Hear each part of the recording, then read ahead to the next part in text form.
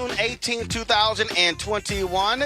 Coming up on Roland Martin Unfiltered, we are broadcasting live from this field right across from the MLK Memorial, where the National Juneteenth Celebration will be taking place here tonight. So we chatted with some people here as we, of course, get prepared tomorrow to celebrate Juneteenth all across the country. Also on today's show, a new book out says Donald Trump laments criminal justice reform because he said the blacks are not going to vote for me anyway because they don't like me. That's about the one true thing he actually has said. We don't like you, Donald. We'll break it down with my panel. Also on today's show, we'll be joined by actor Omar Gooding, starring in a couple of movies that you can catch online. Also in our Education Matters segment, we'll talk with a D.C. woman who's fighting hard for public charter schools. Folks, it's a jam-packed show. We got lots to talk about. It's time to bring the funk, Juneteenth style, on Roland Martin Unfiltered. Let's go. He's got it. Whatever the miss, he's on it. Whatever it is, he's got the scoop, the fact, the find. And when it breaks, he's right on time and it's rolling. Best believe he's knowing. Putting it down from sports to news to politics. With entertainment just for kicks, he's rolling. It's on go, roll, y'all. It's Roland Martin, yeah. Rolling with Roland now. He's funky, he's fresh, he's real, the best, you know he's Roland Martin now.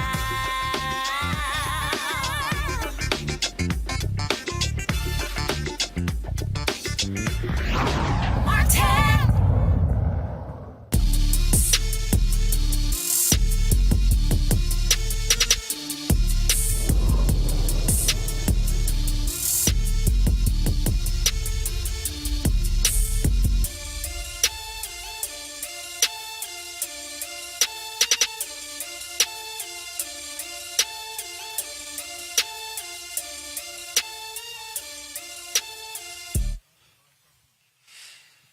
All right, folks, glad to have all of you here. We're at West Potomac Park here in the nation's capital, located right across the street from the MLK Memorial and also, of course, cat-a-corner to the Lincoln Memorial in the nation's capital. There's going to be a Juneteenth celebration event taking place tonight. That's why we are here. I'm going to be actually speaking there a little bit later as well, and so we're looking forward to that, and so glad to be out here. Of course, tomorrow is officially Juneteenth. And those of us you see me sitting here wearing my Juneteenth shirt, breaking every chain since 1865. And so, of course, now with the president signing, making Juneteenth a national holiday. And so we look forward to that. And so a lot of things we want to talk about on the show. Folks are still talking about that issue and raising the point about Juneteenth. And there were some tweets that I saw that I thought were interesting. I saw Mark Anthony Neal write, who actually asked for Juneteenth to be a national holiday with all the other issues that we had. I had to reply to him, well, hell, folks like me did. And we discussed this on our show yesterday. And, it's just, I still really don't understand why we can't walk and chew gum at the same time. And what the issue is. And look, I get more like anyone else, the issues that matter to us, the things that are important to us. But I read that quote yesterday from Texas, the late Texas State Representative Al Edwards, where he talked about Juneteenth. And what people don't understand is that how Juneteenth was used and how it was used for the purpose of registering folks to vote, talking about the issues of freedom. All of those things are critically important. It's important for us to also to recognize them. And so it boggles the mind when I just look at some of the reaction from some black folks. I've been seeing it all on social media. I mentioned a Representative Al Edwards, late Al Edwards. He passed away last year at the age of 83. He was the one that fought to make Juneteenth a state holiday in Texas. It happened in 1980. And I wanted to share with our viewers some video that we found of him speaking on the issue of Juneteenth. Go ahead and roll that.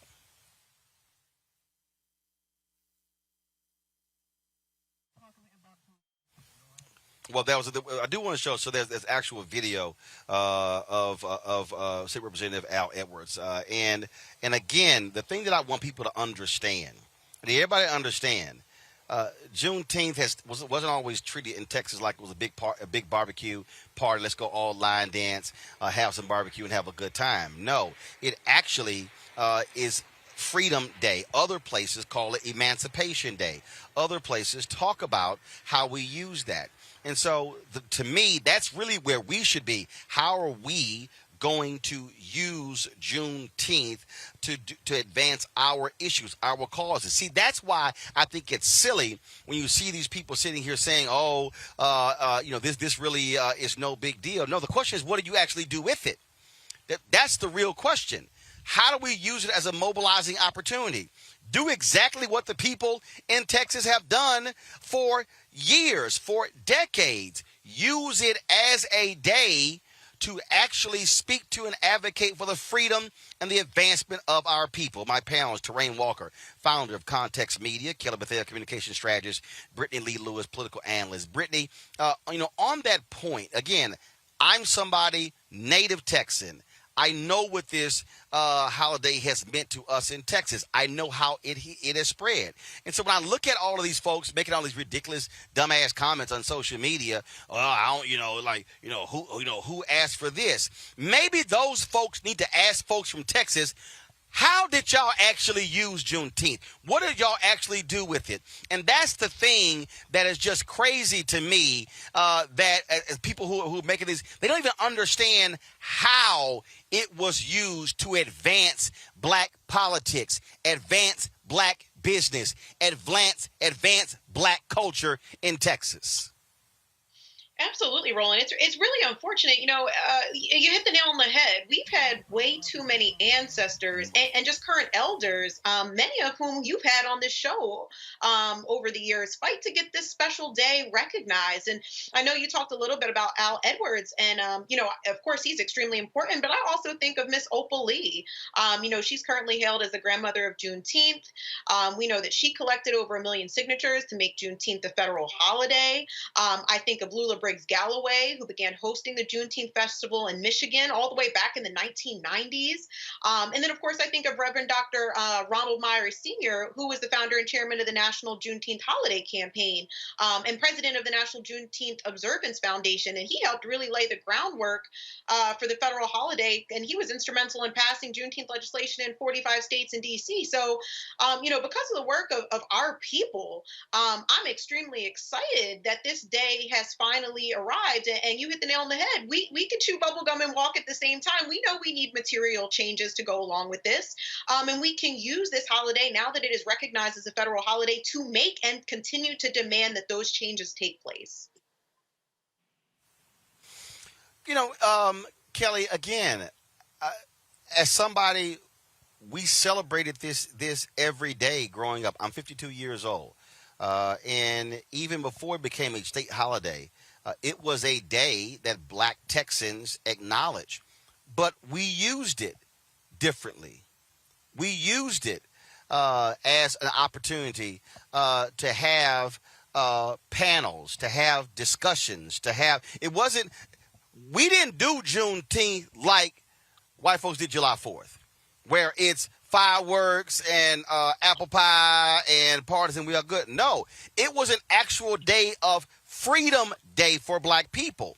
And maybe what we need to do is have folks understand that we need to be using it as a freedom day, as an organizing day, as a mobilizing day, as a voter registration day, as an education day, as an empowerment day. We should be sitting here talking about how do we actually advance black economics. We talked about going to Tulsa and Black Wall Street. Okay, how are we talking about how do we do that versus sitting here bitching and moaning about it?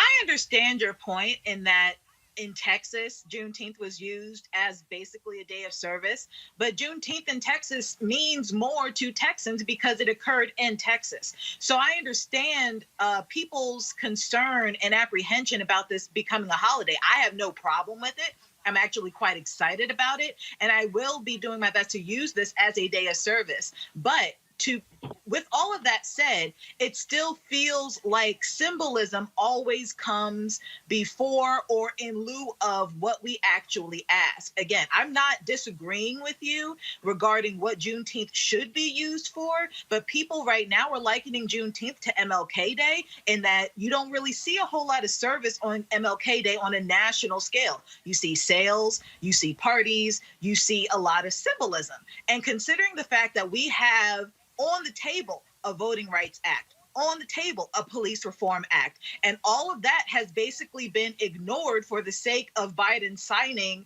the Juneteenth proclamation that it will be a federal holiday, I can understand people's hurt and almost dismissiveness of the work that people put into making this a federal holiday, because what they see is the symbolism and not what the symbolism can be used for. But here's the question I have then. For those people who are doing the complaining, what work have they done to actually get those things? See, that's the difference here. See, I love folks who want to comment on something, but to what Brittany laid out, there have been people who've actually put in the work regarding the particular holiday. The issue with the holiday is not the holiday, is what you do with the holiday. Exactly. For the people who say we aren't doing enough for MLK Day, I then say, well, what are you actually doing? See, I'm not sitting here worried about what white folks are going to do. I'm not wondering what they're going to do on Juneteenth Day. My deal is, how are we as black people, how are we going to use it? How are we going to use that day off? How are we going to empower? That's the piece right there.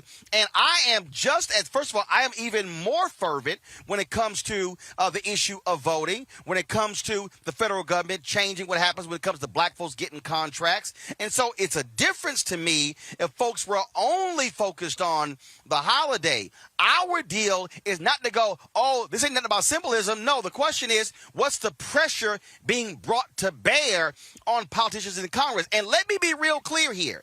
We're talking about the George Floyd Justice Act, Congress. We're talking about the issue of H.R. 1, John Lewis Act, Congress. There are fundamental issues in state capitals, in county governments, in city halls, at school boards. And so when I see the people complaining about this, I'm still saying, what are they doing, Brittany, to mobilize and organize to deal with all of those issues in their neighborhood, in their city, in their county, in their state?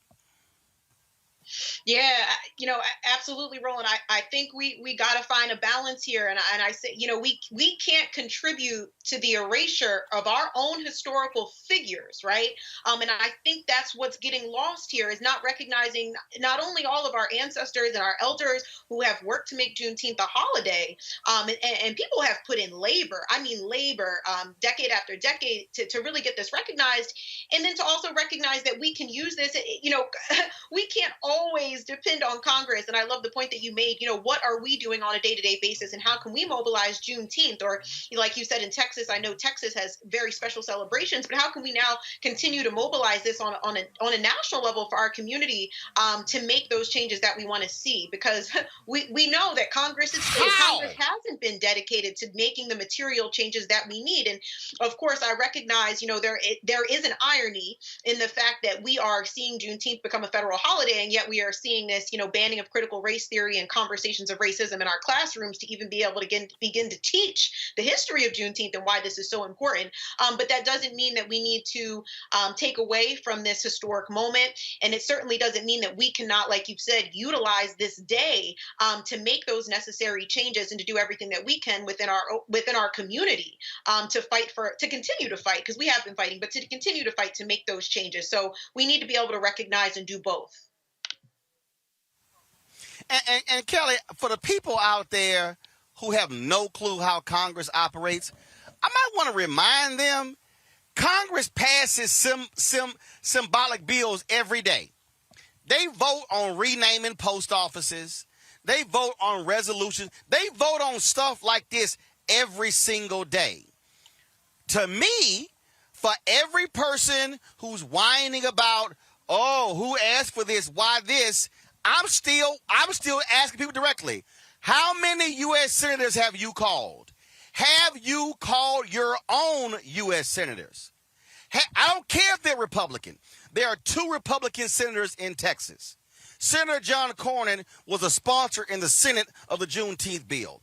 Black folks in Texas should be calling Cornyn saying, okay, thanks for the Juneteenth bill. How you going to vote on H.R. 1? How you going to vote on the George Floyd Justice Act? See, that's the deal. I think it's a whole bunch of people who are real good at commenting on Instagram, Facebook, and Twitter, who ain't picked the damn phone up, who ain't sent no email, they ain't went to one damn rally, they have not signed up for nothing, but they want to complain about Juneteenth getting passed. That's what I'm saying. I'm saying I want to challenge them. What are you doing on these other issues if that's what you care about? Sure. I mean, again, there will always be a sect of people who don't do anything except complain about the issues at hand, right? But there are still people out there who are doing everything that you said, everything that you have suggested, and have been for years. I know a lot of these people. I could be considered one of them, who still have somewhat of an issue of simply their plight, their campaigns for racial equity, their campaigns for these initiatives that are on the floor of not just Congress, but their own state legislatures as well.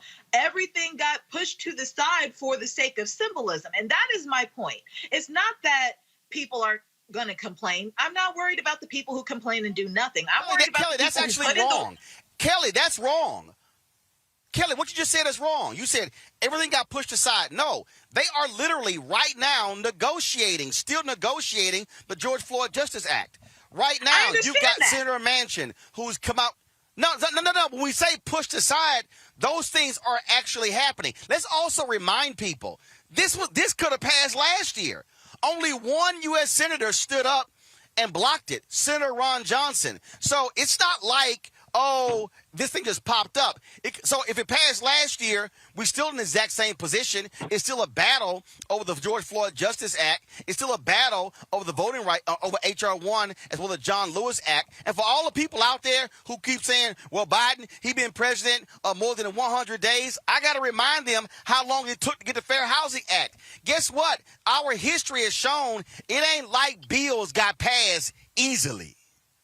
I completely understand what you're saying, and I'm not disputing that. All I'm talking about is the perception of it all. It is perceived that these bills have been put to the wayside. It has been perceived that our needs and our desires as Black people in this country to just be on the same footing as our white counterparts, all of that has been pushed to the side. I'm not saying that it has been, but that is the perception when you see bills that have been on the floor for months and years, and when you see people who have been on the front lines for years for those initiatives, all for the symbolism to take over, and yet the initiatives themselves being rejected.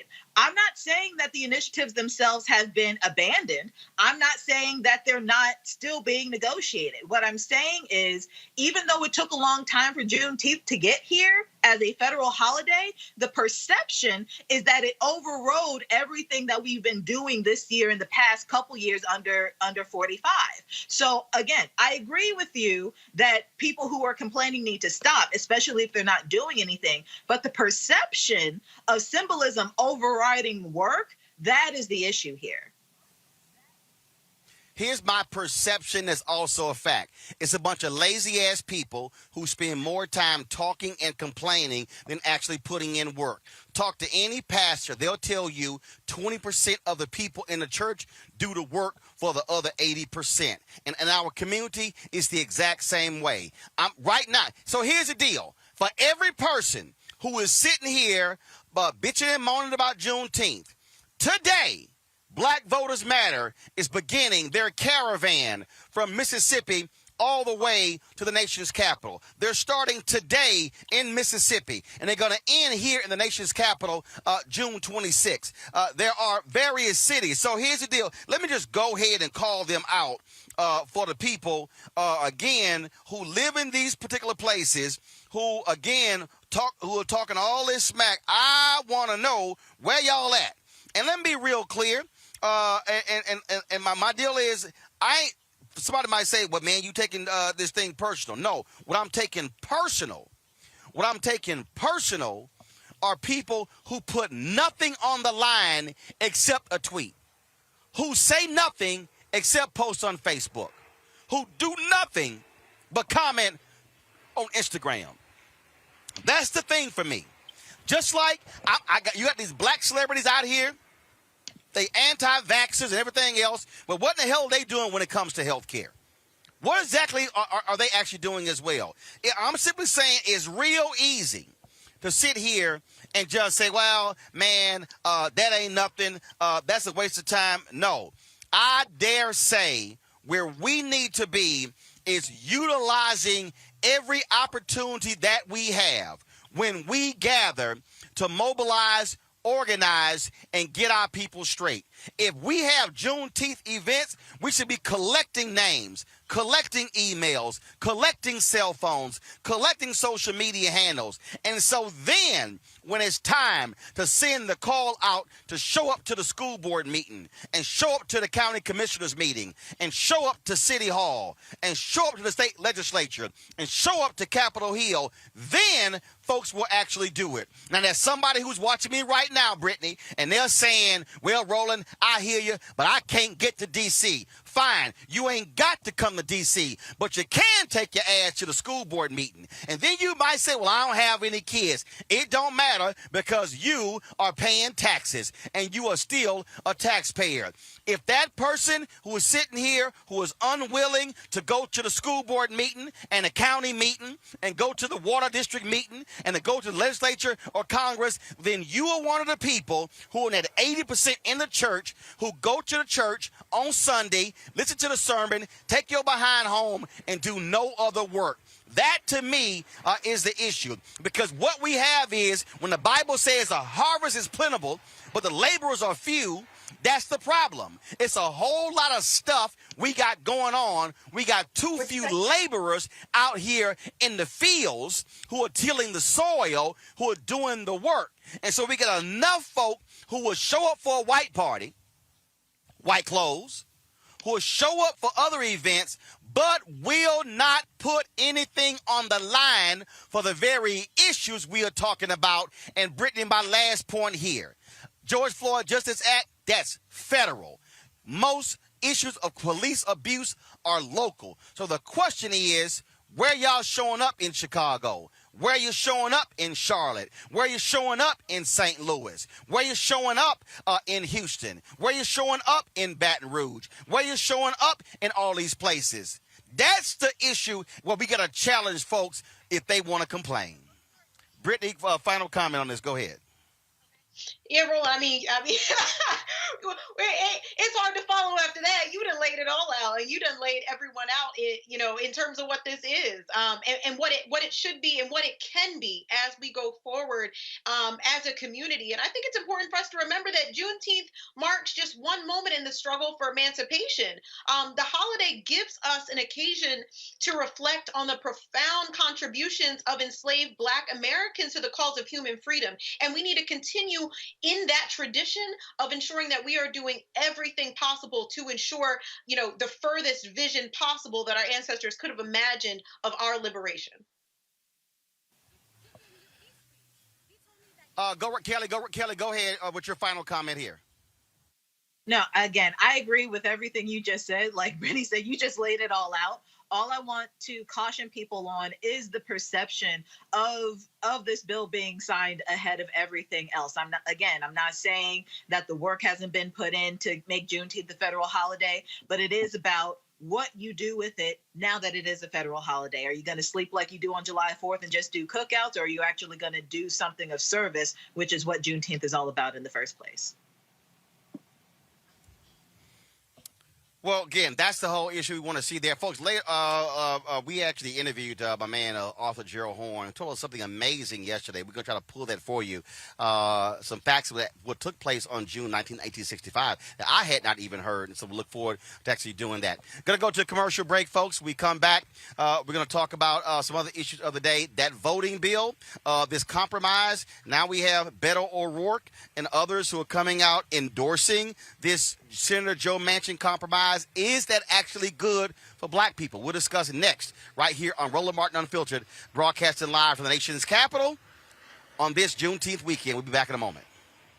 I believe that people our age have lost the ability to focus the discipline on the art of organizing. The challenges, there's so many of them and they're complex, and we need to be moving to address them. But I'm able to say, watch out, Tiffany. I know this road. That is so freaking dope.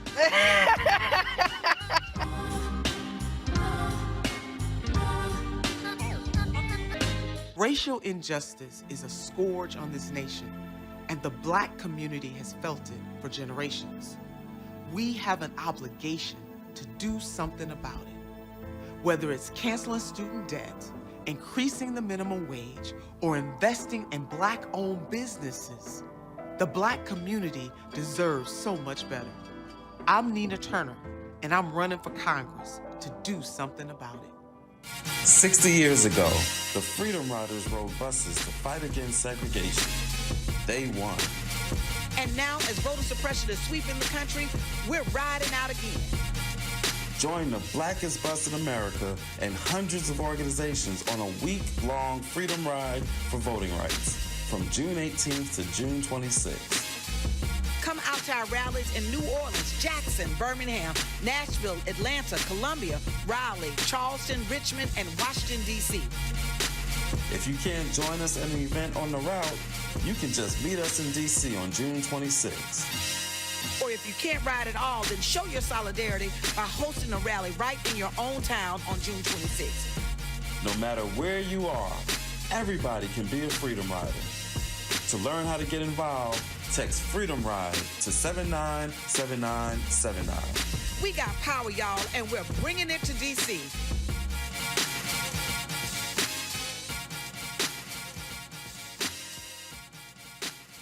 George Floyd's death hopefully put another nail in the coffin of racism. You talk about awakening America. It led to a historic summer of protest. I hope our younger generation don't ever forget that nonviolence is soul force. Priceless.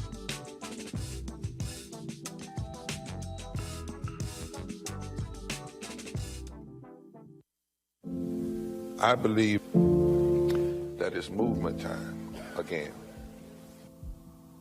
In America today, the economy is not working for working people. The poor and the needy are being abused. You are the victims of power, and this is the abuse of economic power. I'm 23 years old. I work 3 jobs. Work 7 days a week, no days off. They're paying people pennies on the dollar compared to what they profit, and it is time for this to end. Essential workers have been showing up to work, feeding us, caring for us, delivering goods to us throughout this entire pandemic, and they've been doing it on a measly $7.25 minimum wage. The highest check I ever got was nearly $291. I can't take it no more. You know, the fight for 15 is a lot more than about $15 an hour. This is about a fight for your dignity. We have got to recognize that working people deserve livable wages. And it's long past time for this nation to go to 15 so that moms and dads don't have to choose between asthma inhalers and rent. I'm halfway homeless. The main reason that people end up in their cars is because income does not match housing cost. If I could just only work one job, I could have more time with them. It is time for the owners of Walmart, McDonald's, Dollar General, and other large corporations to get off welfare and pay their workers a living wage. And if you really want to tackle racial equity, you have to raise the minimum wage. We're not just fighting for our families, we're fighting for yours too. We need this. I'm going to fight for it till we get it. I'm not going to give up. We just need all our America stand up as one nation and just fight together. Families are relying on these salaries, and they must be paid at a minimum $15 an hour. $15 a minimum anyone should be making to be able to stay out of poverty. I can't take it no more. I'm doing this for not only me, but for everybody. We need 15 right now.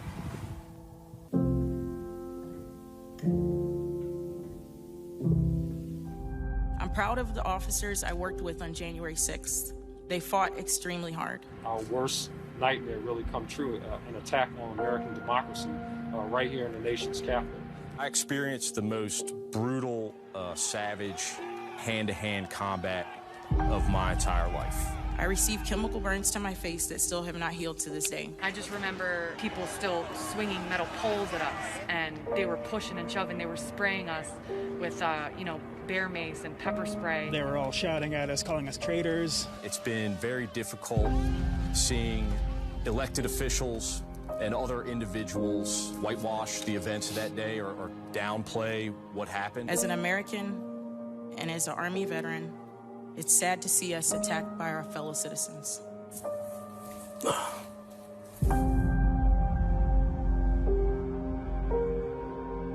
Yo, what's up? This your boy Ice Cube. What's up? I'm Lance Gross, and you're watching Roland Martin Unfiltered.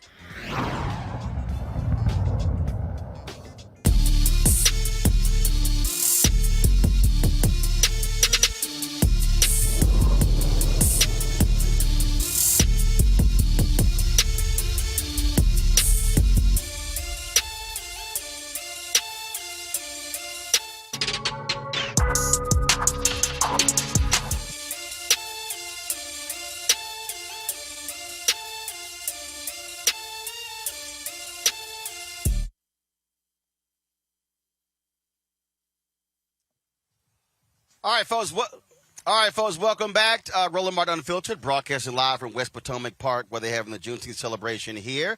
In a moment, we're going to talk about this new voting proposal. But first, our Essence Fest throwback. Of course, you're going to have the festival taking place, virtual festival this year on 2 weekends. And so here's a throwback to one of the great moments that we had before. Check it out.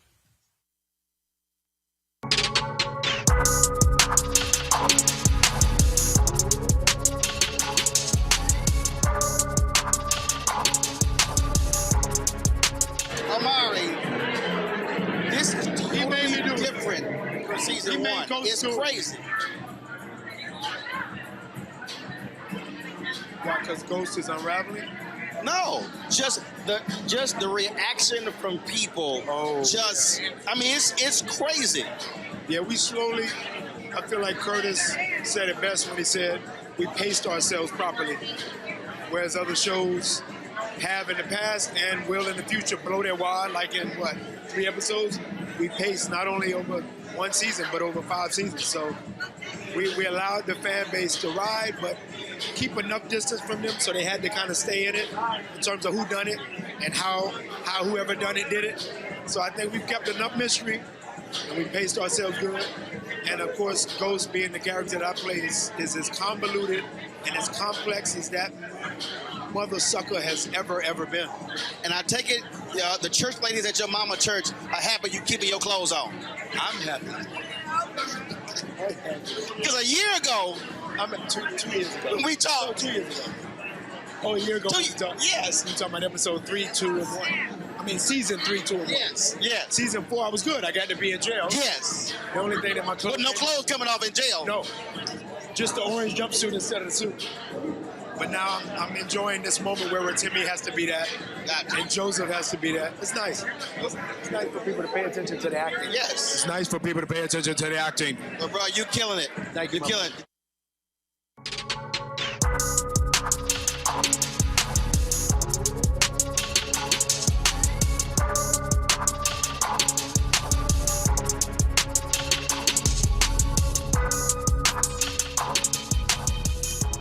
Folks, don't forget the Essence Festival of Culture, a virtual experience will be taking place virtually this year on Essence.com, EssenceStudios.com, June 25th through 27th, and July 2nd through the 4th. And so we certainly appreciate partnering with Coca-Cola on this and looking forward. And we'll have, of course, recap shows on that Monday, June 28th, and, of course, on July 5th. All right, folks, let's talk voting. Lots of things are happening on the congressional level. Where Senator Joe Manchin's voting compromise has picked up in support from Beto O'Rourke, DNC Chair Jamie Harris, and both of them are saying this is progress that Manchin is stepping forward. Now, let me be real clear, y'all. Why all of a sudden is Senator Joe Manchin now trying to craft a compromise? I'll tell you why. When he catching that heat from those protesters, Kelly, in West Virginia, Reverend Dr. William Barber and the Poor People's Campaign out there putting pressure on him. It's real easy to say, oh, I'm not going to support this. And remember, he was all about absolutely how he was adamant about not ending the filibuster. Yet, this leaked audio call came out when he was talking with some billionaire donors about, how he might lower the threshold from 60 to 55 and stuff along those lines. And it's like, so now all of a sudden, now you want to talk about some compromise, but there are others. Cliff Brown, of course, Cliff Albright, co-founder of Black Voters Matter, Latasha Brown, co-founder of Black Voters Matter. They say, sorry, this compromise still not good enough. And so that's the thing, Democrats simply cannot accept. They simply cannot accept weakening and kowtowing to Republicans who want a national voter ID, as well as who want to get rid of absentee voting in terms of being able to versus having an excuse. They want to stop that. They see what's going on, Kelly. They saw what happened in Georgia. They want to try to limit voting as much as they can. Democrats cannot accept that, and I'm sorry. I'm not buying that half-loaf, full-loaf crap. If it's a bad bill with bad provisions, if it's still going to be bad for us, the answer has to be no. I mean, that makes sense, right? Because if it's not good, it's just not good.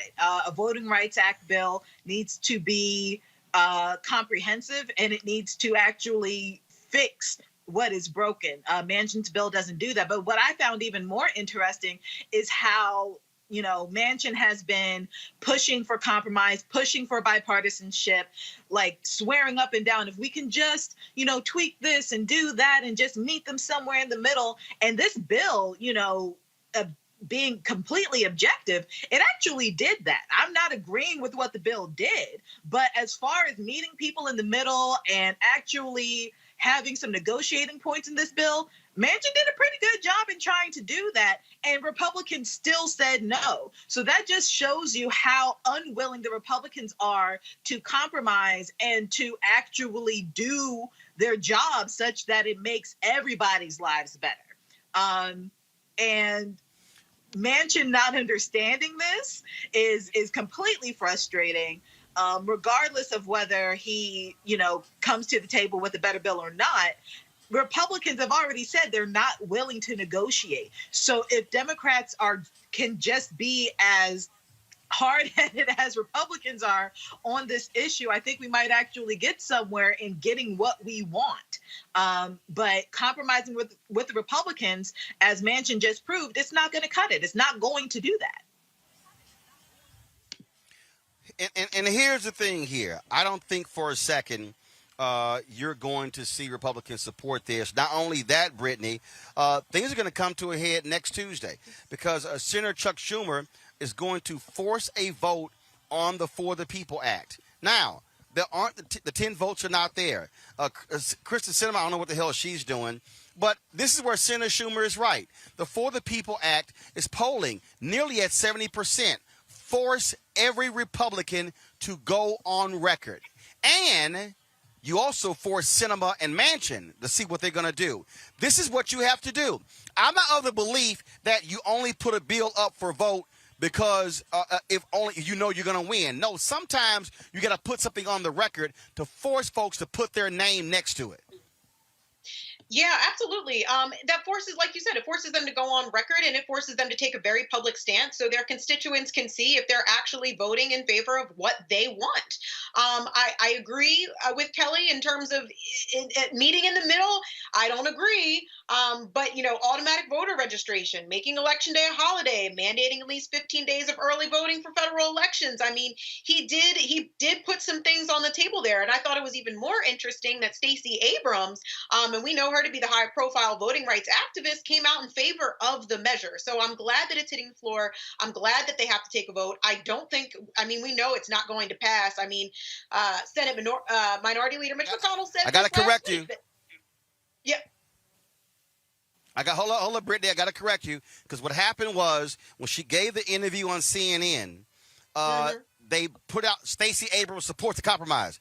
She then came out and clarified that because Sherilyn Ifill tweeted this. I presume that Stacey Abrams meant that Manchin's proposals were a first step. Election Day as a holiday, counting provisional ballots regardless of precinct, and others are great. But there are serious questions. Does the proposal purport to mandate federal voter ID? Stacey then responded, correct. I applaud a necessary step towards action and agree with many of the principles of registration, access, plus counting votes. But as we know, getting this done will require more debate and engagement. Hashtag hot call summer continues until voters get the democracy we deserve. Hashtag FTPA. So we got to be real careful when mainstream media goes, oh, see, this is why black media matters. That makes more sense now, Roland, because I'm like, really, Stacey? All the work that you do and you're fully behind this?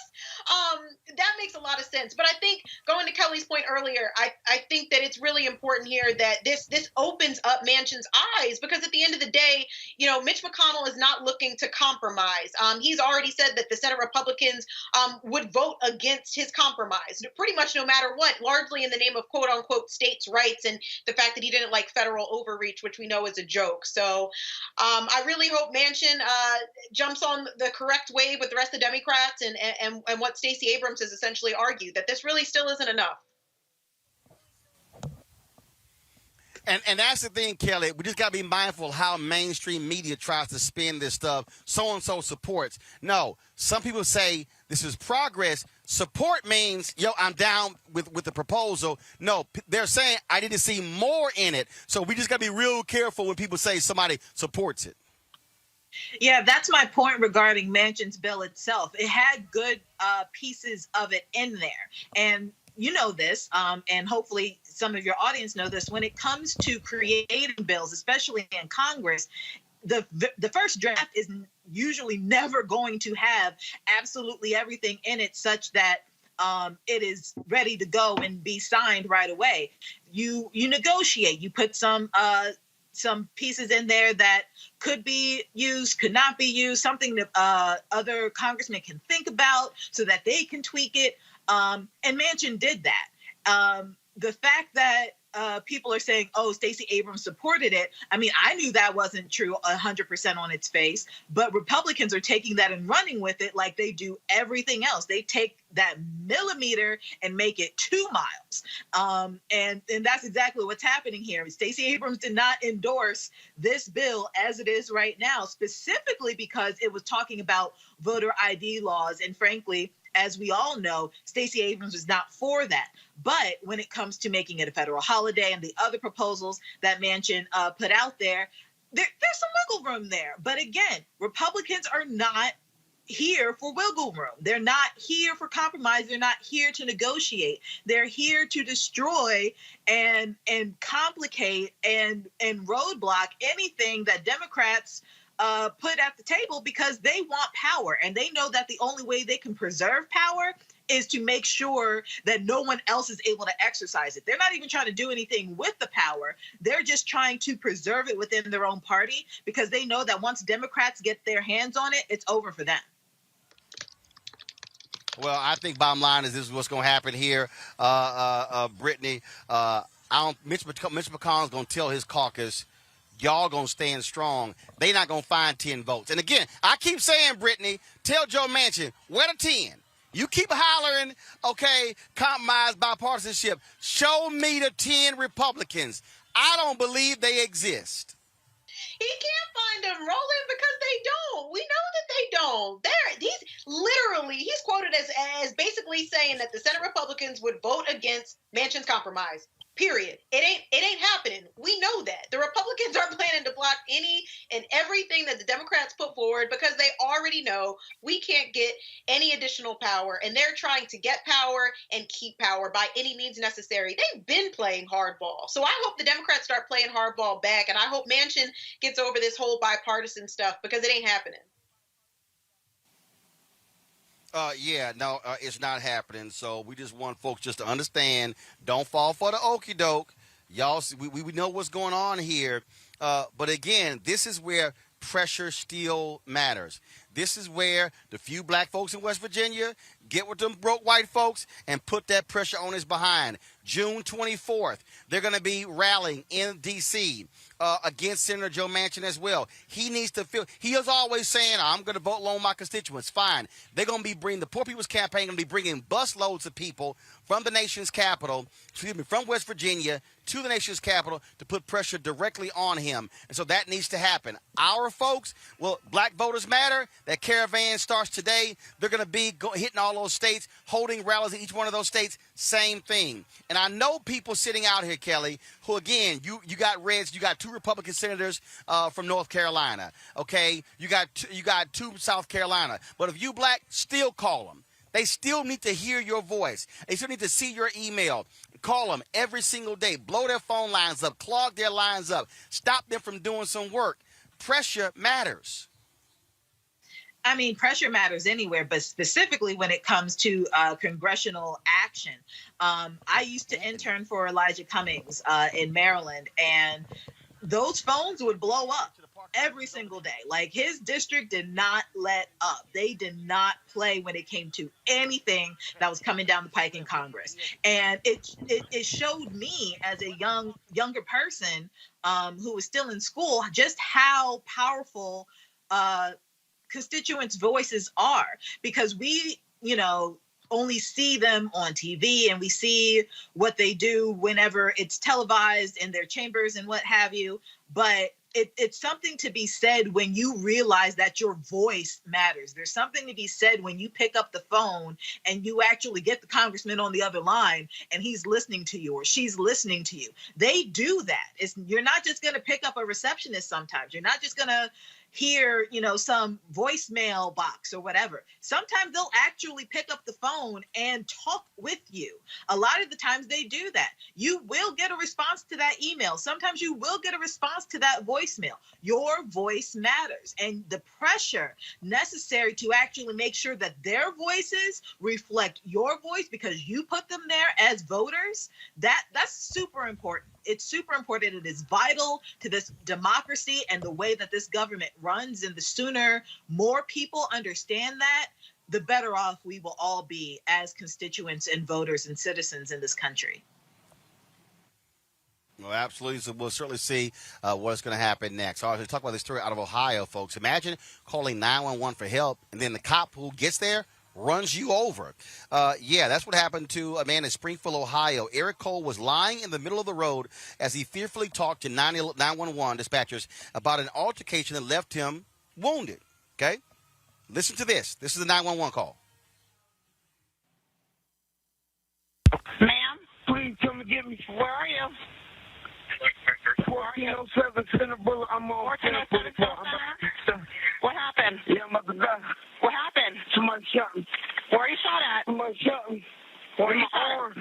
What's your name? In my arm. Somebody shot me. Okay, what's your name? What's your name, hon? Hello? What is it? My name is T. Pete? T. P-P-E? Yeah, I'm dying. I'm dying. Who shot you, man? I'm dying. Who shot you? I'm dying. I don't know who shot me. I'm dying. Okay, are you inside or outside? I'm dying. Okay, are you inside or outside? I'm outside in the street. I'm in the middle of the street. Okay, you have no idea who shot you? Huh? You have no idea who shot you? I don't know who it was. You don't know who shot you, sir? I'm about to die. Okay, I got help for you. I have help for you, okay? I'm about to die. Sir? I'm about to die. Who shot you? I don't know. I'm about to die. We have help for you. Okay? Okay? Can I get your phone number, sir? I don't know my number. Okay. I'm about to die. I'm about to die. You hear the police? I'm about to die. Stop! You hear the police? They just hit me. Who hit you? The police. The police hit you? Yeah. You hear the 911 dispatcher shocked. The police hit you? Yes. Officer Amanda Rosales was behind the wheel of the police cruiser that actually ran over him. Cole was rushed to a hospital where he was pronounced dead from his injuries. During a news conference, things between Eric Cole's family and Springfield Police Chief Lee Graff got real heated as the family demanded transparency from authorities.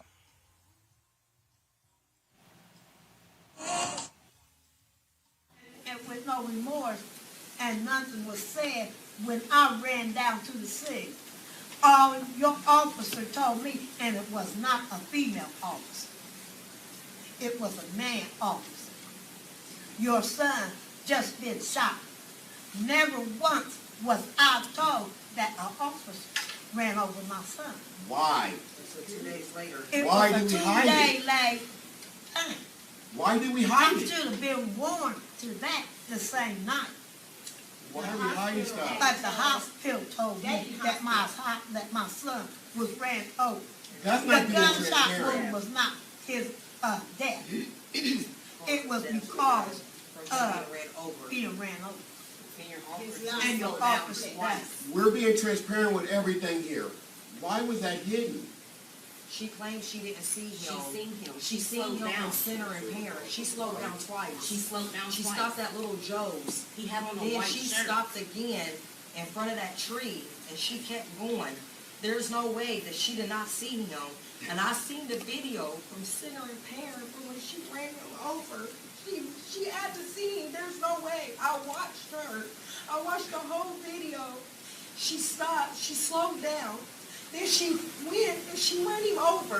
Like, excuse my language, there's no way in hell that she did not freaking see him. I seen him before she ran him over. He had on a bright white shirt like me with light blue jeans. He never had on dark clothes. My brother made the 911 call. He was on the phone with dispatch, saying he was in the middle of the street. We found out 2 days later he was ran over. We thinking the gun people that shot him ran him over, but the Springfield Police Department ran him over. So yes, we're upset. You know what I mean? Like, we all upset because y'all see it as an accident. I don't. I watched the video. She stopped twice, y'all. Y'all seen what we see. Y'all see it. They see it, and everybody out here sees it. Officer Rosales has been placed on administrative leave, and Cole's cause of death has not been released. I mean, that has to be just shocking and stunning, Brittany, for the family. I honestly, Roland, I can't even imagine. I mean, again, it just goes to show you who they are, who they are actually, quote unquote, protecting and serving. And what also is very clear is that cops lie to protect each other. Payment will never be enough. We know that the department clearly needs to pay, but payment will never be enough, and payment will never bring this man's life back. And what's so unfortunate is, like she said in the video, she's thinking that this man's life was taken from a gunshot wound, and it was actually taken because the cop ran him over. And, I haven't seen the video footage. I don't think we have it yet. But the fact that she stopped twice, my guess is whether she meant to do it or not, the complete disregard for life. Because once she did hit him, did she stop? Did she do anything to save him? I mean, this is, it's the same old. It makes me sick to my stomach, Roland. It's beyond sad, Kelly. And, we don't know if he died from being run over. Yeah, I was about to make the point regarding what Brittany just said, because I still haven't heard whether the officer stayed on scene with him. He sounded like he was alone. He was disoriented, and he was literally saying his last words on the 911 tape, trying to convey to 911 what exactly happened. The fact that we don't know what has happened yet regarding this issue, again, whenever police have done something questionable or outright wrong, we always get the tape later. We always get the full story later, as opposed to when they feel like they are completely in the right, such as Ma'Khia Bryant's case. When she was killed by that cop, the footage was released within, I want to say, 24, 48 hours. In this case, we still haven't seen anything yet, and I don't know how long it's been, but it's been long enough for us to see some type of tape, some type of accountability measure, and we haven't seen that yet. We haven't had a statement from the officer who ran him over. We barely got a statement from the press conference. It feels like a cover-up, like these other cover-ups that we've seen over the past couple months, especially down in North Carolina with Andrew Brown's case. So again, when it comes to accountability, again, when it comes to protective measures, again, for the public's sake, regarding these officers who just want to go rogue, it is just incredibly frustrating. But for this family specifically, it's heartbreaking. The fact that this man's last words are, "I'm going to die." I cannot imagine what it's like for that family to know now that a police officer was responsible for his life, and we still don't have any measures or any tape showing her responsibility in this matter. Absolutely. Let's go to Missouri, where a St. Louis police officer accused of violently assaulting a black undercover police officer will face jail time. This retrial took place regarding Dustin Boone. Previously it was a mistrial. Then it was a second trial. He was found guilty of aiding and abetting the deprivation of colleague Detective Luther Hall. Jurors could not decide if his co-defendant Christopher Myers was guilty of trying to destroy his cell phone, Hall's cell phone, to interfere with the investigation. Hall was working undercover at an anti-police protest in 2017 when Boone, Myers, and 3 other white officers arrested and beat him viciously. Hall was left permanently injured by the attack with severe damage to disc in his neck. Boone faces up to 10 years in federal prison. Now, remember the St. Louis couple that went viral for waving their guns at protesters as they marched by their house last summer have pled guilty to separate misdemeanor charges. Now, Republicans came to their aid. I think that actually the guy who he's actually trying to run for the United States Senate, Mark and Patricia McCloskey, they're not going to face jail time, but both will have to pay fines and guess what? Surrender their weapons. A special prosecutor held the ruling after St. Louis Circuit Attorney Kim Gardner was removed from the case. The McCloskeys filed a motion to kick her off because Gardner used the McCloskeys in campaign material. Patricia pled guilty to misdemeanor harassment, while her husband Mark pled guilty to misdemeanor 4th-degree assault. Well, that's what happens when you do wrong. And so they got to give their guns up. Boy, I know that pains them. Brittany, you first. I mean, who? I mean, you know they mad, Roland. You know they mad. In terms of their guns, I mean, they certainly have no remorse, though. I saw that this man had the audacity when he was on the steps to say, "I do it again." And it just goes to show you that they have no reverence for Black life or protesters or Black people. And like you said, he's running for a U.S. Senate seat in Missouri. He even had a new little bit of celebrity after this happened, making that appearance at the Republican National Convention. So, you know, I'm not surprised whatsoever, but I am glad that they got their weapons taken away. Kelly? Again, I definitely am okay with the fact that their weapons were taken away, but I can't help but think that this was an entire less than a slap on the wrist. It almost feels like the court and justice system gave them a cookie for breaking the law. Further, I don't know if anybody was aware, but I believe both of them are lawyers. And even though those specific weapons were taken away, because it was a misdemeanor, they are allowed to get other weapons. So just it doesn't make me feel any better that their weapons were confiscated and that they have to pay a fine or anything like that. At the end of the day, they can still practice law. Someone can still be their client. They can still get another gun and do this again. And as Brittany just said, the man who's trying to run for Senate said that he'd do it again. So the danger is still there. Nothing really changed. And it again, I remember when this first came out, and it was just so baffling to me that they were that brazen. And to continue seeing that brazenness on trial, frankly, just shows you how pervasive whiteness is, how strong their white privilege is, considering that, frankly, nothing really happened to them. There you go. So guess what? got to lose their guns, see what happens, and you're not going to win a U.S. Senate seat. All right, y'all, we come back. I'm going to talk to one of the leaders in the country when it comes to charter schools here in D.C., Ramona Edelin. We're also going to talk here with Black Bach, Wes Bellamy, and others as we are broadcasting live from West Potomac Park, where they're having the Juneteenth celebration here in the nation's capital. We'll be right back on Roland Martin Unfiltered. White supremacy ain't just about hurting black folk. Right. We got to deal with it. It's injustice. It's wrong. I do feel like in this generation, we've got to do more around being intentional in resolving conflict. You and I haven't always agreed. Yeah. But we agree on the big piece. Yeah. Our conflict is not about destruction. Conflict's going to happen.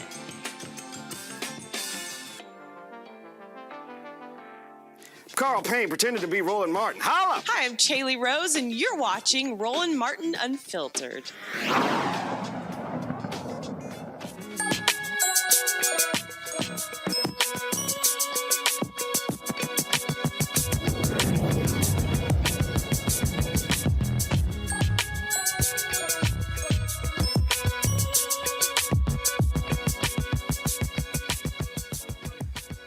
All right, folks.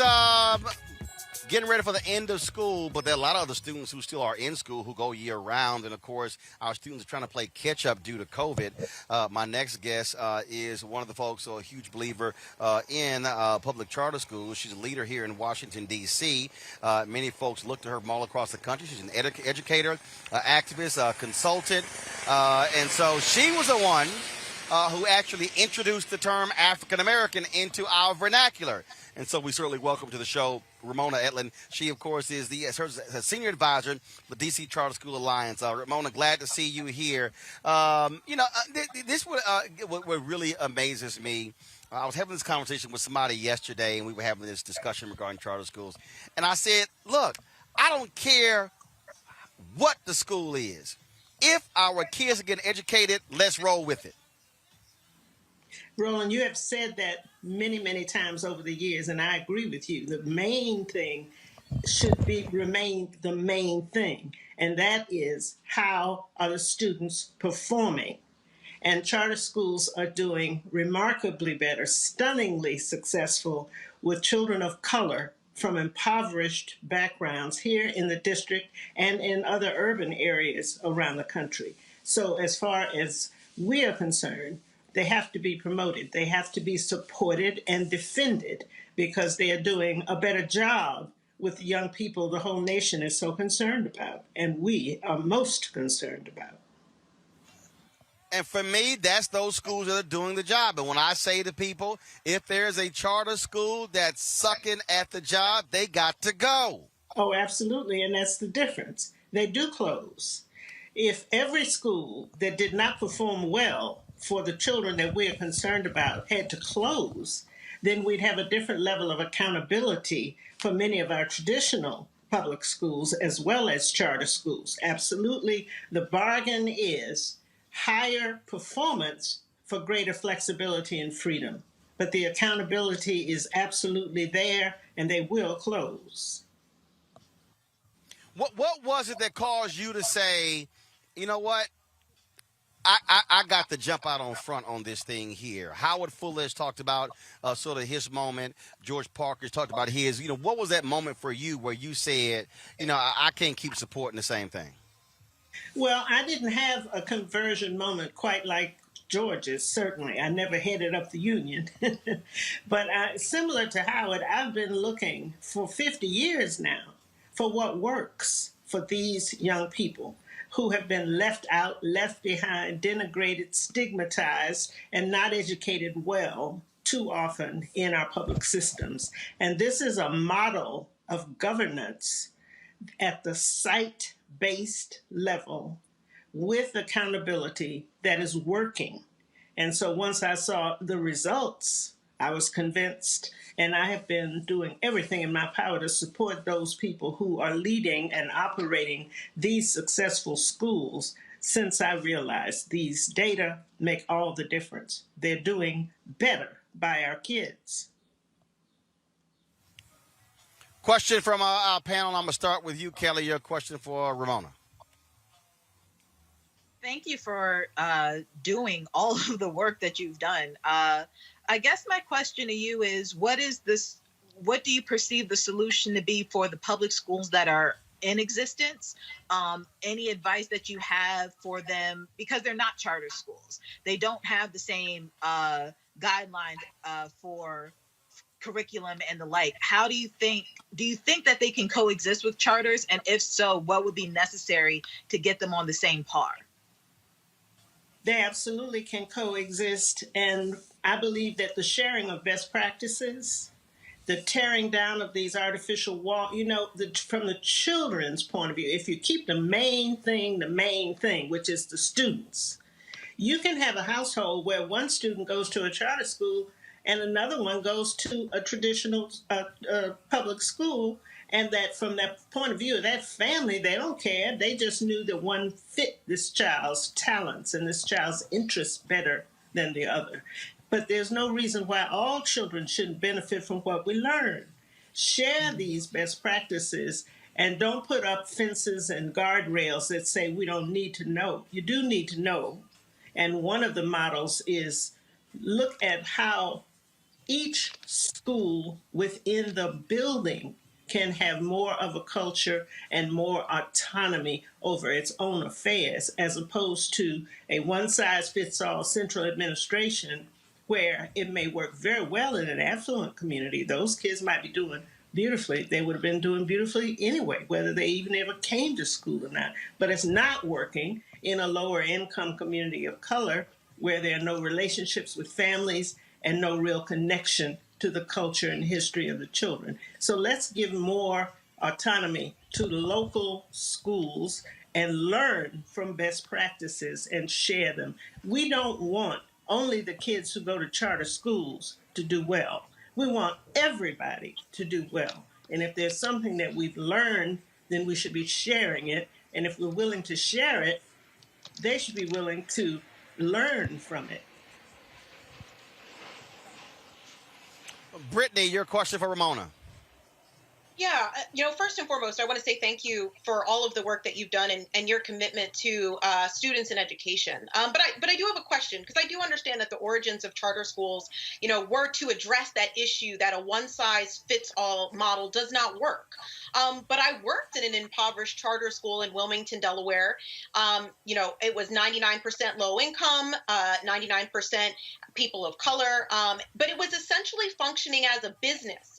It was made up of a board of corporate executives and with folks who had absolutely no background in education, up to and including the principal as well as the second and third in command.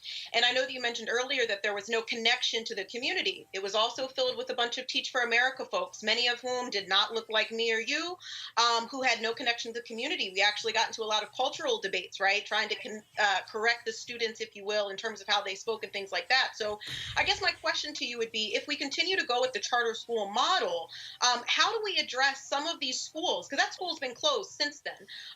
And of course, it did a disservice to so many students that were there. So how do we address charter schools that are coming up without any real oversight in terms of who is able to establish them and who is able to run them?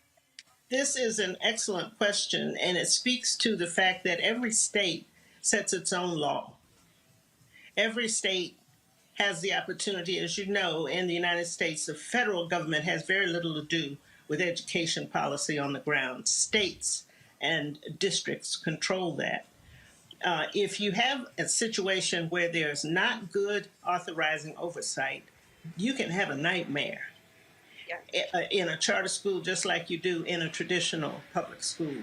So it must be well governed. It must be that the law sets up a good policy environment for the kind of accountability that we've been discussing, that the families and the teachers have direct input into how the school is run, that the community supports what's going on there, and that kind of policy environment creates a space where folks can learn. But if it's not governed well, if the law does not set up appropriate boundaries, it can be, and it sometimes is, not successful because of that. So yes, you are correct. The policy environment has a great deal to do with the success of a charter school and any school.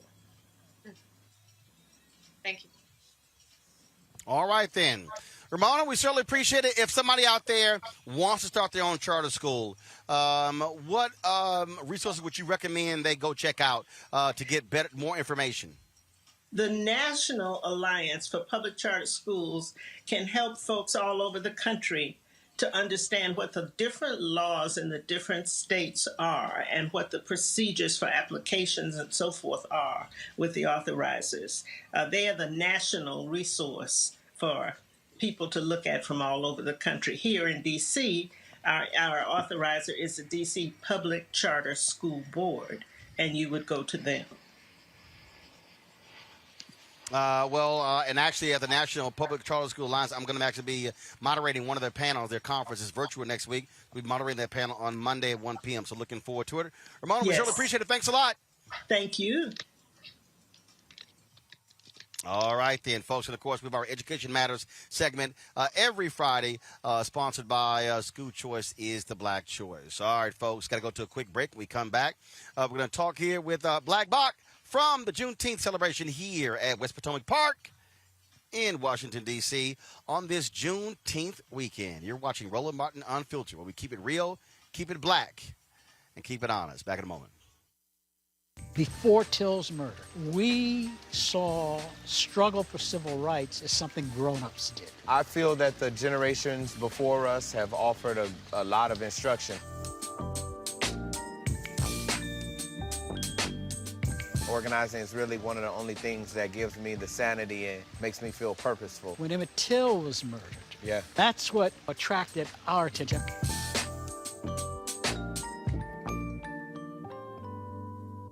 Hello, everyone. I'm Godfrey, and you're watching Roland Martin Unfiltered. And while he's doing Unfiltered, I'm practicing the wobble.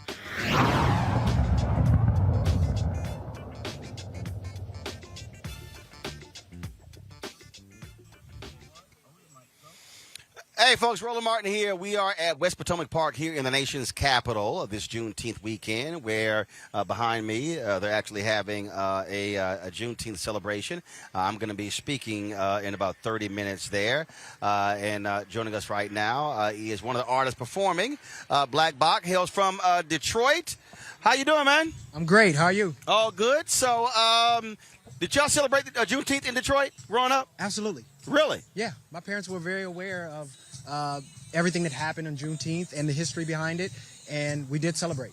And see, that's the thing that, now that it's going to be a national holiday, people are going to realize that. But again, for those folks like me, born and raised in Texas, I mean, look, it's in our DNA. And so we talked about this at the top of the show. There have been a lot of people whining and complaining. Why, who asked for this? Why do we need it?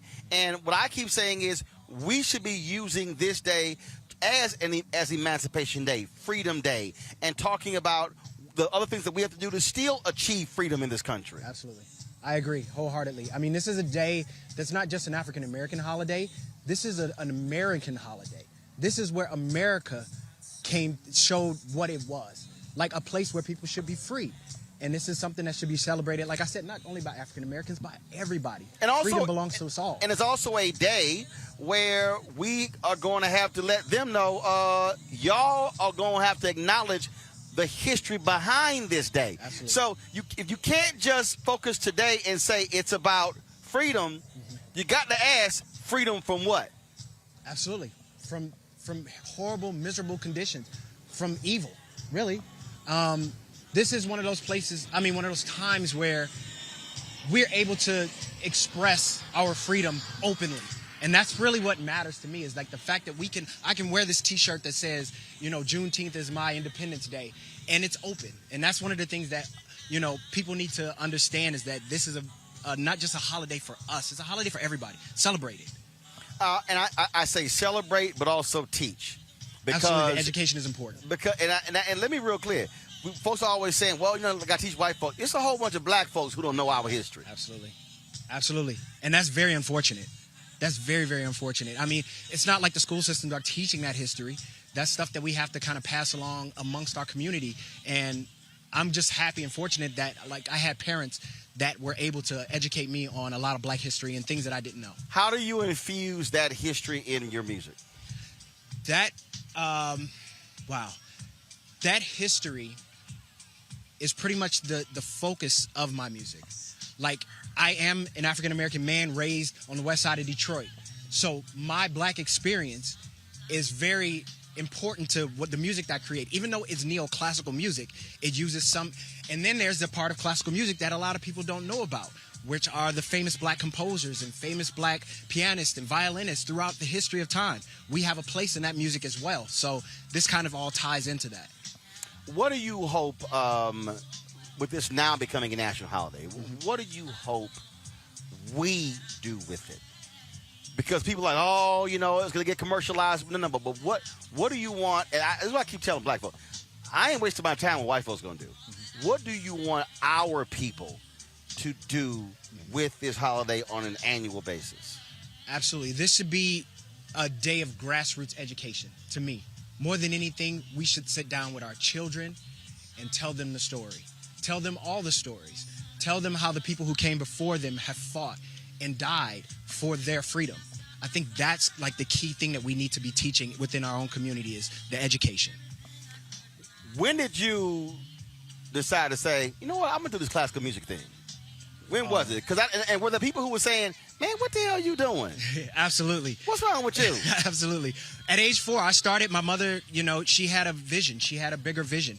And she was able to put me into this music, and I kind of was drawn to it. And throughout time, it just grew and grew and grew and grew. And then at that point, it just kind of exploded, and I was like, this is where I belong. And then I found, like I said, the history, the people who were before me, you know, William Grant Steele, like these people who were, you know, serious musicians and composers that have a place in our current history.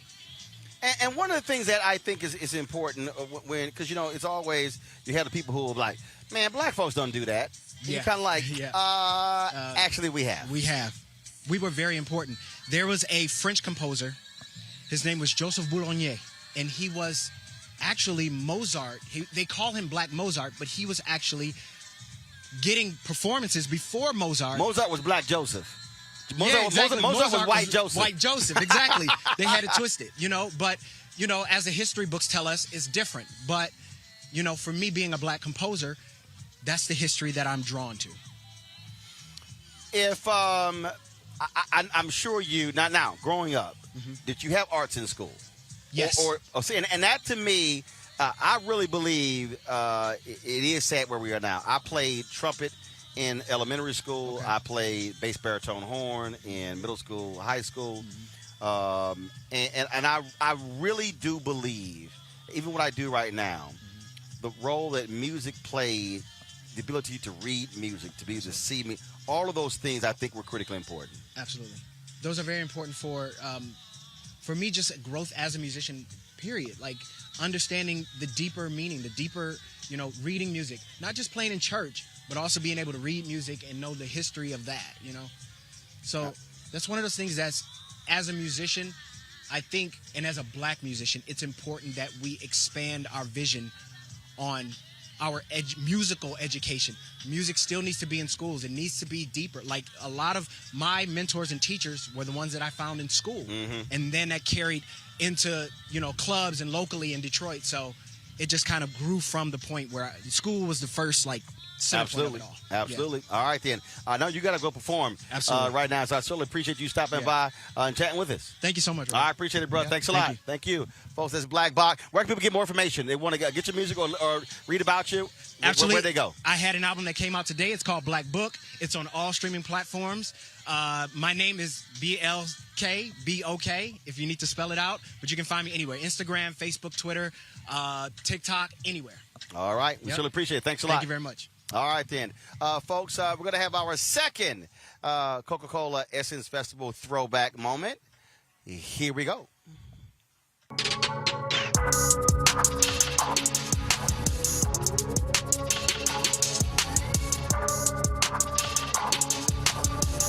Well, Luke, talk about this new project. Hey, man, we've been working hard on it, man. It's a project about, you know, the kids of Liberty City. You know, my program, 30 years going strong, but, you know, it goes in deep in depth into the kids, and see the struggles that they have to live through. I mean, there ain't no blind side. There ain't no situation like that. I mean, it's a real deep story.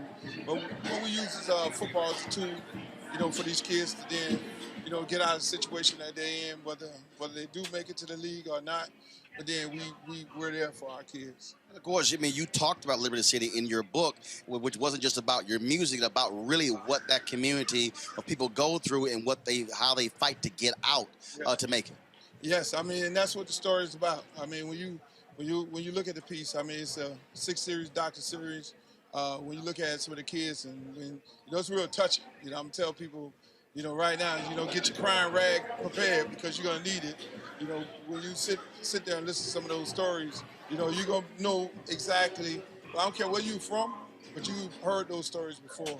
So to be able to see that on TV, like I said, there ain't no blind side. It's a situation where, we all, whether you're in Boise, Idaho, to Miami, to Compton, you've heard those stories and you've seen those stories before.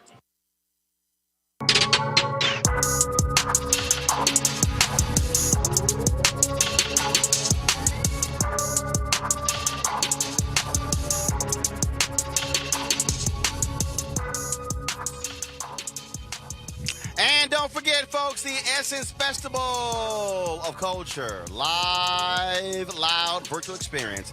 You can check it out at essence.com, essencestudios.com. Mark your calendars. Friday through Sunday, June 25th through the 27th. And then on the 4th of July weekend, July 2nd through the 4th.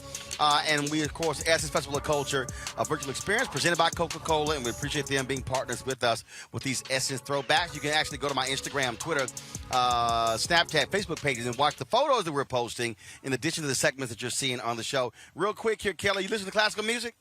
Don't lie. Don't front. You said, do I listen to classical music? Yes. I'm a classically trained singer. My mom was an opera singer and she trained me. So yes, I listen to classical music. I actually know Black Bach. I'm a huge fan of his. I've been following him on TikTok and all the things. So yes, I do. All right, just checking. Well, how about you, Brittany? Only to the extent of my ballet training. So I listen to classical music because I was raised doing ballet. So that would be the extent of it. Look at you. See, so basically what you're saying is you don't. That's what you're saying. A little bit.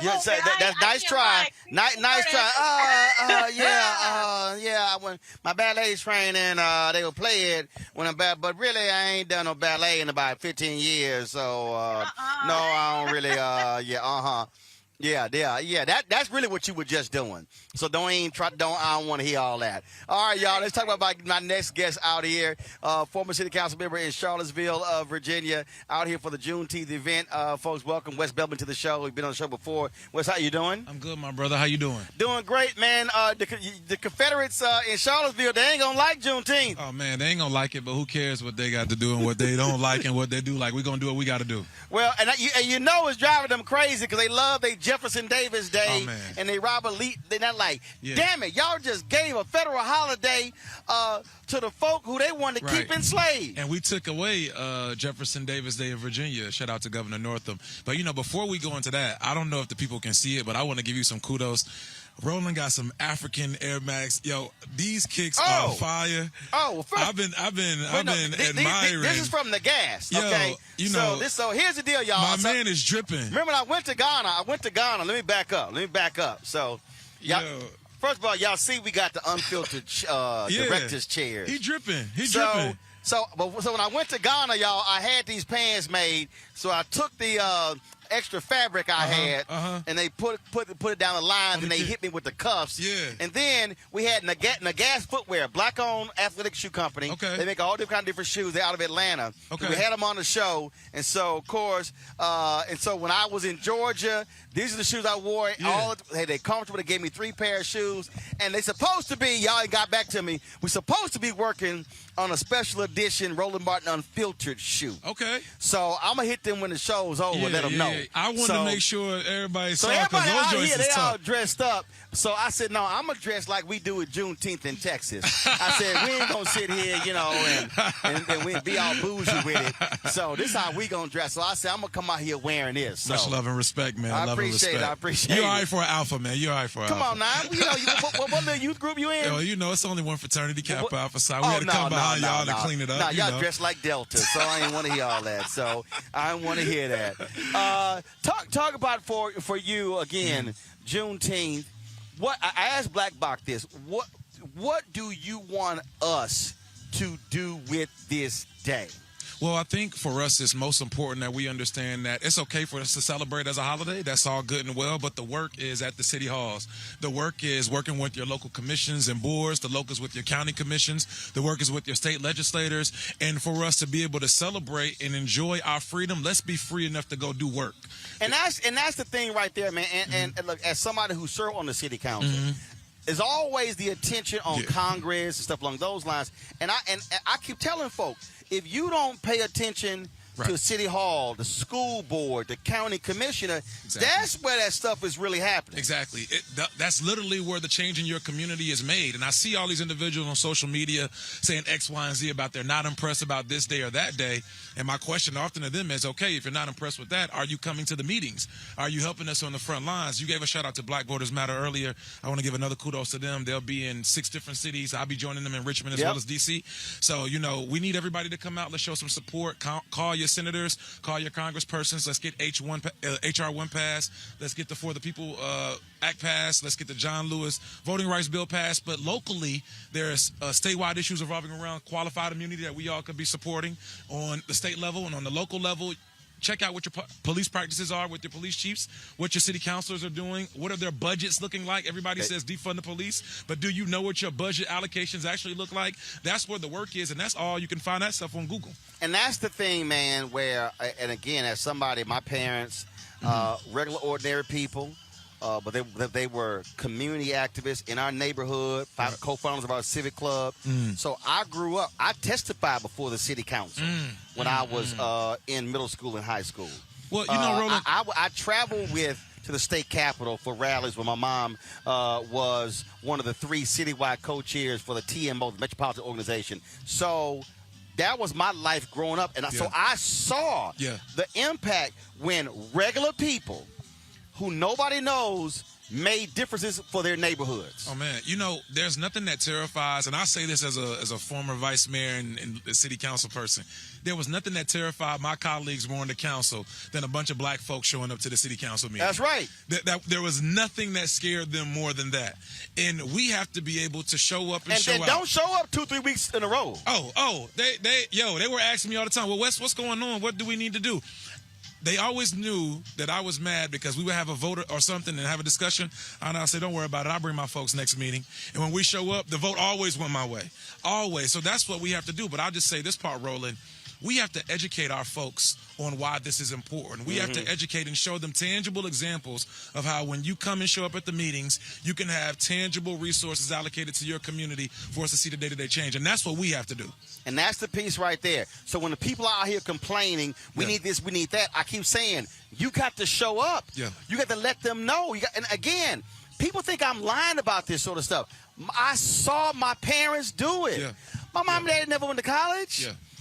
My dad worked for Amtrak. My mom worked in insurance claims. They got with the people in the community. That's how we got refurbished streets, sewer system, lights, turn the old fire station to the senior citizen center, the park refurbished, put on the bond election.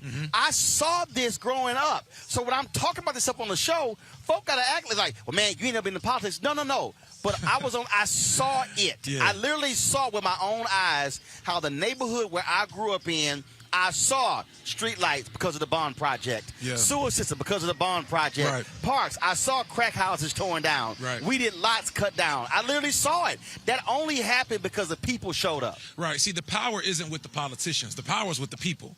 And when the people show up, that power is shifted for us to be able to do what we have to do. So you're absolutely right in that regard, but that's also one of the reasons why, again, organizations like Black Voters Matter, this new organization that we have, Our Black Party, they're so important for us to be able to educate and politically educate our folks on how you do this. Because, you know, Roland, the truth of the matter is we can tell folks show up at the meeting, but many of them are honestly terrified to come to the places. Yep. A lot of us are still scared to speak in front of white folk. A lot of us still have inferiority complexes. So we have to empower our folks to, just like we would be loud to complain about when brunch isn't good or how we going to show up and turn up on Sunday Fun Day, we got to be able to show up to these meetings and use our voices for our power. And that's what actually happens. Wes Bellamy, man, we appreciate it. Thanks a lot. Man, I appreciate all you do for the culture, my brother. I appreciate it. Thank you very much. Folks, Wes Bellamy there. Tell people, you said the group Our Party, tell them where they can get more information. Sure, so be sure to look us up on our social media platforms at Our Black Party, Twitter, Instagram, Facebook, as well as hit me up on Instagram at Dr. Wes Bellamy. Got it. I appreciate it, bro. Thanks a lot. All right. Folks, it's all about activism.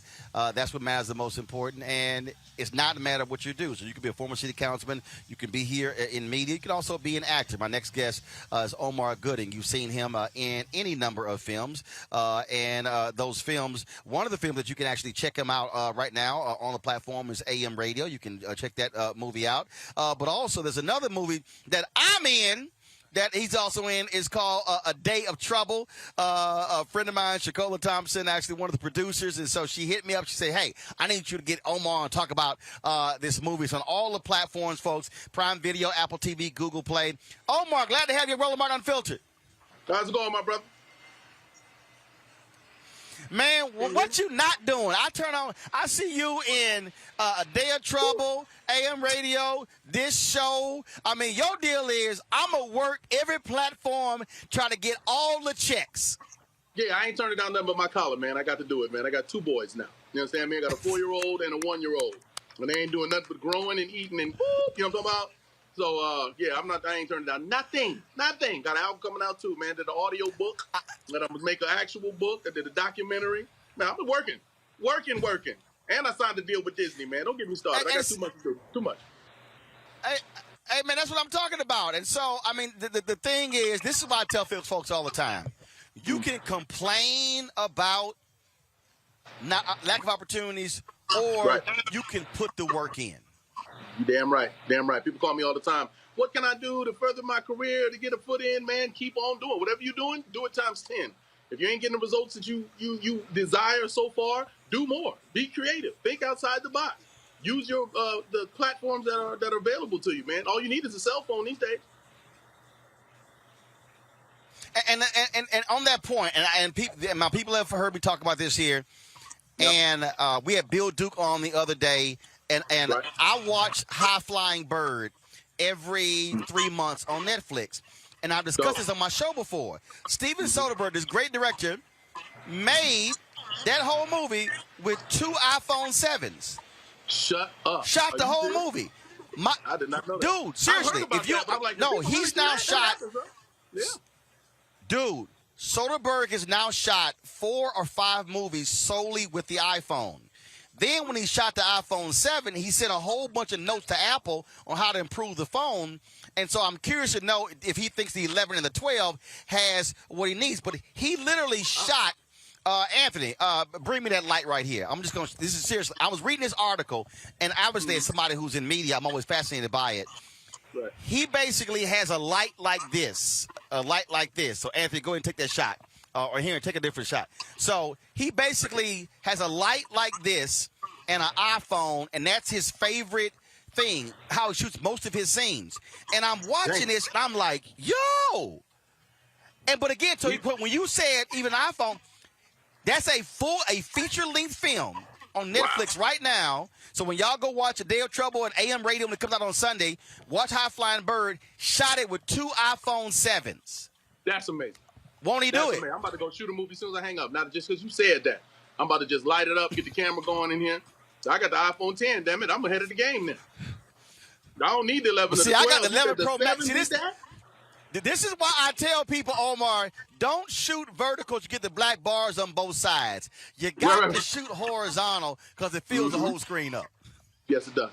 That's dope. Message.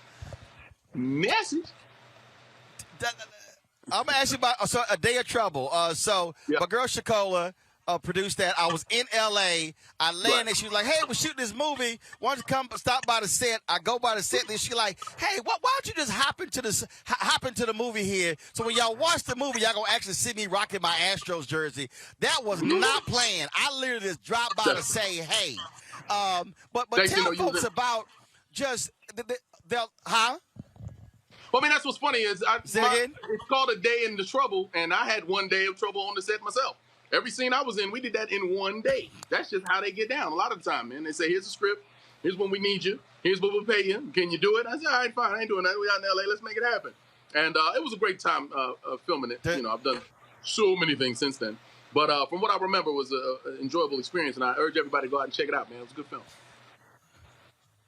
But again, and that's the thing, man, that look, one thing I want to ask you about how the walls, and Brittany and Kelly, get y'all questions ready, how the walls have tumbled in that you now have direct access to your fan base. And so now with the streaming services, now even with YouTube and other platforms, if you want to be a creator, you talk about Issa Rae, people love what she's doing, but look, but the bottom line is that started as webisodes. And now with all stuff she's doing, you got to just do it.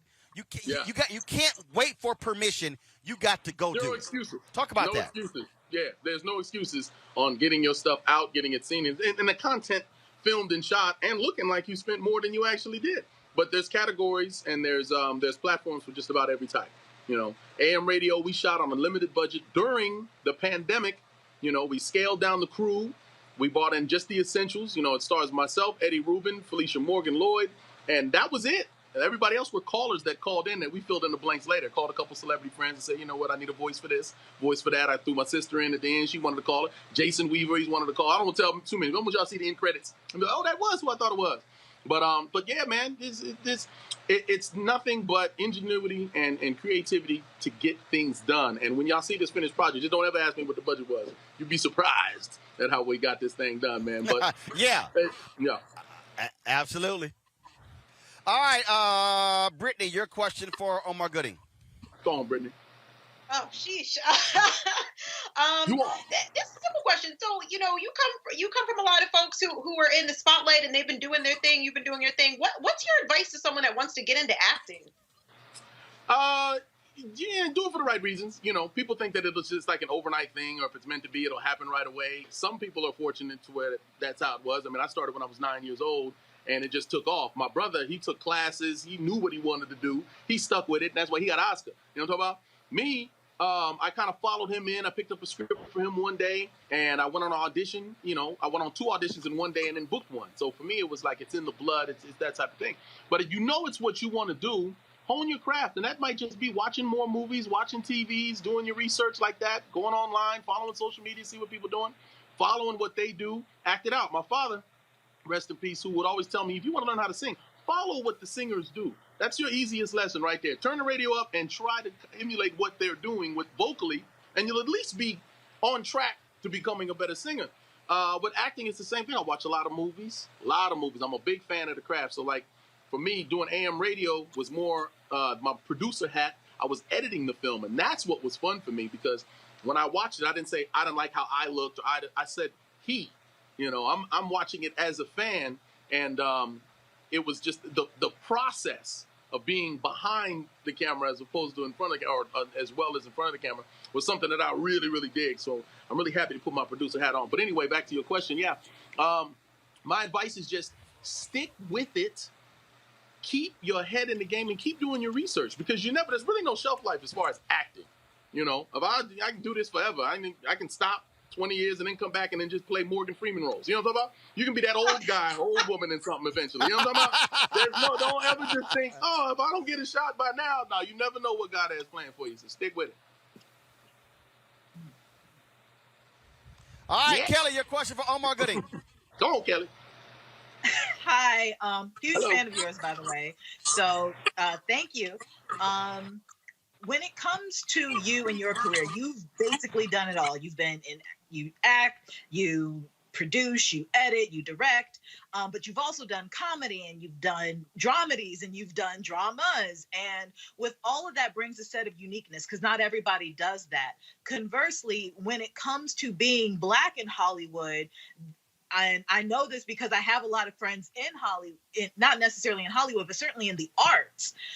They try to pinhole us into certain monoliths, right? So how do you balance your Blackness and your uniqueness with the need for unity in the Black community and within drama and fine arts? So I choose my roles carefully as to not let down my fans and to do every role justice. The balance comes with, it's kind of just in me, like people say, what do you do more, drama or comedy? And I say, well, shit, what would you rather do? Laugh all day or cry all day, But there's a release that comes with, like with AM radio, I pushed myself and it wasn't too hard because of everything that we were going through. Because of the pandemic, because of the George Floyd, because of all of that uncertainty that we were dealing with. And the movie deals with mental health and, that feeling. A lot of people that I talked to about this as I was getting ready for the role and just in general, just friends, we had conversations. Everyone had their version of hell that they were going through, no matter what their financial situation was or whatever it was. But they always felt like it was just them. Why is this happening to me? You know what I mean? So I also do music too. You left that off the list. And I have a song that I created called You Are Not Alone, which kind of speaks to people who are thinking that they're by themselves. That's kind of the draw with... What happened? Did I miss? No, I'm sorry. Keep going. Oh, something else? Sorry, I got to actually give a speech. No. I got to give a speech here. So I was like, yo, find out what time I'm actually speaking. They told me it's 7:50, and it's 7:50, which means it's a Black event, which means I ain't speaking at 7:50. But Omar, go ahead and finish your point. About 7:55, 8-ish. No, you good. No, I'm wrapping it up, too, so I got a million other things to do. Yeah, but still, more like 8:55. Go ahead. You already know how they do. So anyway, so I kind of used all that, channel what I was going through for this performance, and that was that. So I don't know if that's quite answering your question because I get a little scatterbrained. I'm talk about a little bit of everything, but the balance for me is just like common sense and choosing the roles that make sense for me, make sense for my fan base and my skill set. You know what I mean? So I think that's what you were getting. You answered it perfectly. Thank you. Okay. All right, then. Y'all, Omar Gooding, he is in. There's a couple of movies you can catch on all the platforms. First of all, AM Radio comes out this Sunday. You want to check it out on Amazon Prime Video. Also, it's out right now. Okay. It's out right now. Go Vimeo. Tony was wrong. All right, so watch on Prime Video. Yes. Okay, Vimeo, Amazon Prime right now. A Day of Trouble, which my homegirl, Shakola Thompson, was executive producer, and she starred in it. She was an actress in it as well. You can watch that as well on all the platforms. Support Black-owned production companies. Folks, that's important for us as well. Not just the folks in front of the camera, but behind the camera. Omar, always good to have you on the show, brother. You're welcome back anytime. Man, keep grinding, and we'll keep supporting. I will. I got a bunch of projects that I've done. Thank you so very much. So I'm coming back at you. Stay blessed. All right, just hit me up. Let me know. All right, my brother, stay well. And enjoy. Happy Juneteenth. Yes, sir. You too. Folks, and that is it for us. Yes, sir. Let me thank Brittany and Kelly. All right, Brittany, Kelly, what y'all doing for this Juneteenth weekend? What y'all doing? I got a block party planned. I got a block party planned, Roland. We're going to be in Philadelphia celebrating, West Philly. But you ain't invite nobody. I'll save you a place. You ain't invite. Too late. You ain't invite nobody. Whatever. Anyway, Kelly, what you doing this week? What you doing for Juneteenth weekend? I mean, I haven't anything solid planned, but I live in D.C. The entire city's going to be, just on fire this weekend. So I'm excited just to, peek my head in wherever I end up to just celebrate this momentous occasion of it being a federal holiday. Like, I am excited about that. All right, folks. This weekend, I'm going to be splitting my time. Tomorrow, I'm going to be in New York City. I get invited to the screening, the Tribeca Film Festival of the Showtime documentary on Dick Gregory. The Dick Gregory family asked me to personally attend, so I'm going to fly up tomorrow afternoon to watch the documentary. Then I was told Dave Chappelle has his documentary, part of the Tribeca Film Festival, airing at the Radio City Music Hall. I texted Dave last night.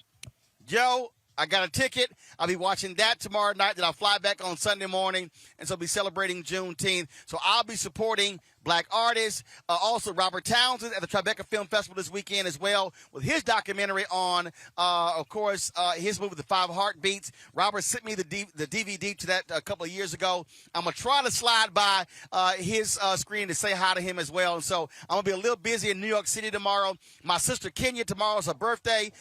She, of course, was born 1975 on Juneteenth. And so, of course, celebrating her birthday. And so lots of things happening. I want y'all to enjoy your Juneteenth weekend. Don't forget, folks, please don't just make it a day of having fun, partying. Make it a day of family and education as well. And so we want y'all to also support what we do. You're on YouTube. Hit that like button right now. Hit the like button right now. You can also, folks, support us by joining our Bring the Funk fan club.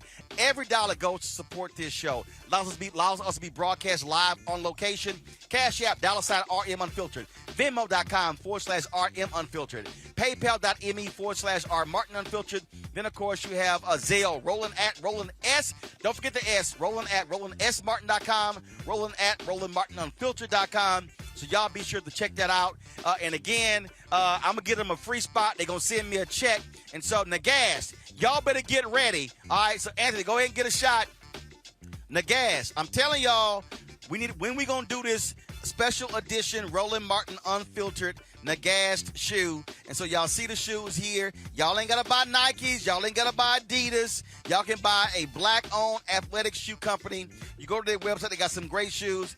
So check it out. And so these pants were custom made, so you can't get these online. But I'm sure my man could hook you up. And so that's it for us. Y'all know how we do. We support black as always. Thank you so very much. We always end the show every Friday showing our charter list. If you give to us, your name gets on this list. And so please support what we do. And so I'll see y'all guys on Monday. Happy Juneteenth, Independence, Freedom, Emancipation Day.